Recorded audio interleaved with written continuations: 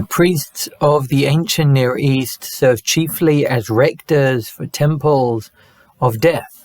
They performed ritual autopsies, managed sacramental mummifications, administered last rites, and supervised interments. More morticians than ministers, they lived among ghosts and spirits more than women and men. They shepherded the dead and ignored the living. But our Kohanim were to be different. Emor Kohanim b'nei Aaron, God says to Moses, speak to the Kohanim, the sons of Aaron, va'amarta aleim, and say to them, the nefesh lo yitama ba'amav, none shall contaminate themselves for the deceased among the people.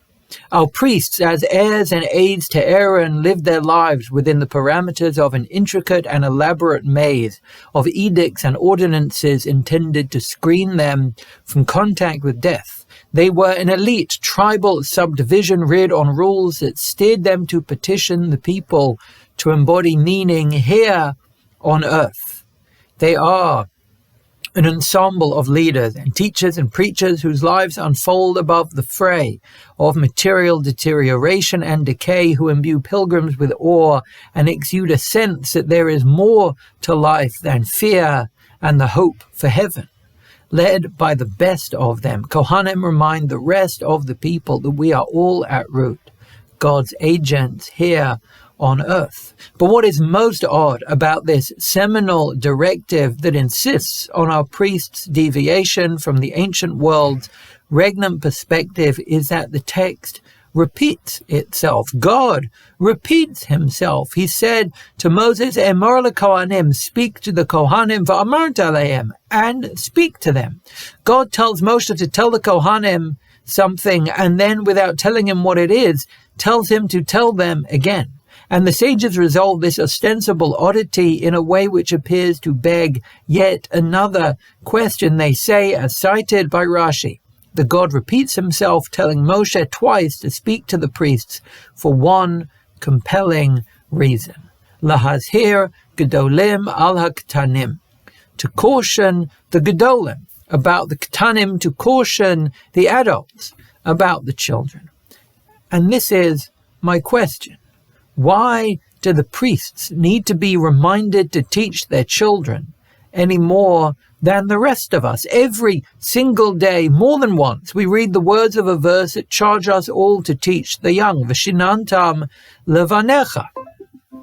Perhaps the highest calling in our faith is the education of the next generation, whether our biological progeny or those we shape through care and pedagogy. We are all called to attune the adults of the future to the purpose of life. So why do the Kohanim need to be reminded of a truth that we all already know?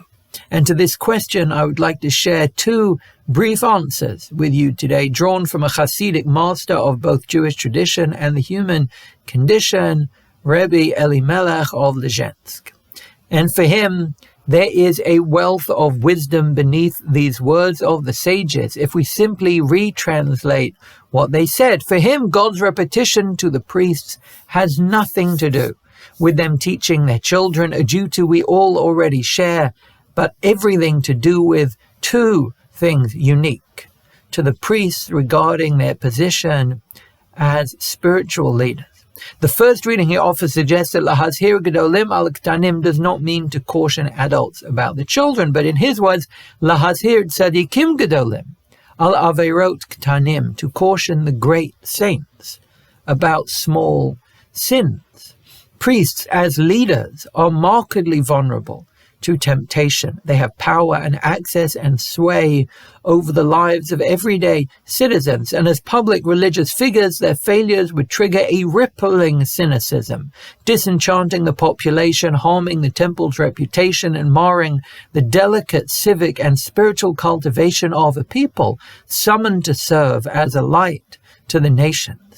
Living under the lens of public scrutiny, the greatest saints need to know that even a minor lapse can lead to a national catastrophe and sap the anatomy of the body politic of confidence and hope. So speaking directly for the last time in Vayikra to the ritual leaders of the people, God tells Moshe when he speaks to the Kohanim, lahazhir gedolim al ktanim, to warn the great saints that even small sins can cause irreparable damage.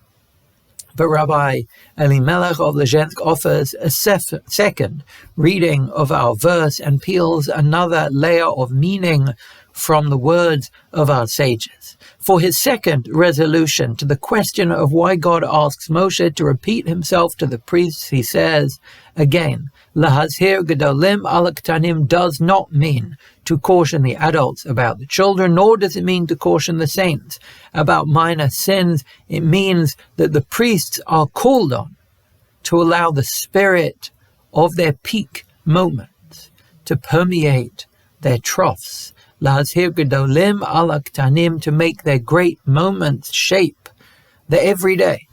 And in many ways, more than anyone else, the Kohanim lived lives punctuated by spiritual highs, followed by the seeming tedium of daily rites. They would go from Yom Kippur and the Shalosh Regalim and Hakel, when the temple was filled with pilgrims and brimming with vigor, to the ostensibly conventional, apparently pedestrian daily avodah. And these shifts from high to low, these swings from busy to slow, can not only slacken but decimate a spirit committed to a life of productive purpose where meaning is defined by the impact of service. So for the Noam Elimelech, when the Kohanim are told, Lahazhir Gedolim al Ktanim, they are being reminded to keep the spirit of the great moments alive, allowing it to inform the smaller ones, to try to imbue the quotidian with a sense of eternity, to attune their souls to a perpetually exhilarating fraternity, no matter the size of the crowd or the power of the rite. They are called on to see every instant as weighted and treat each encounter as sacred, to recognize the magnitude of every moment, whether it is in the shadows or the spotlight. In his words, Moshe is told, Lahazhir, to warn the Kohanim, B'shah shehem begadlut, at times of greatness, Shiashiru b'kedushatam, to retain that sanctity, Avshu b'katnut, for the smaller moments too. We all have moments that carry a greater weight in our imagination, times of joy and times of grief, triumphs and losses that deepen our faith or test our belief. And in these moments we form powerful impressions in our mind that shape how we feel and define our lives. And these are the Gedolim, the great moments. But most of our lives are not comprised of moments of such high emotional impact. We spend our days in a blend of ways that passes the time and leaves little impression on the surface of our mind. And these seemingly smaller moments are the Ktanim. And for Rabbi Elimelech, much like the Kohanim, we are all called on to suffuse the Ktanim with the spirit of the Gedolim, to suffuse the small moments with the spirit of the great ones, to see the power in every encounter, to lift another spirit or gift a sense of joy, or simply feel the presence of God in our souls and our senses.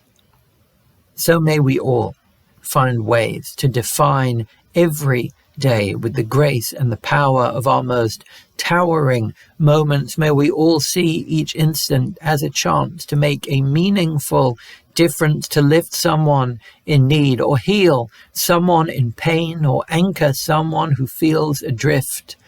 Let us all remember that every single instant is a gift. I wish you all Shavua Tov.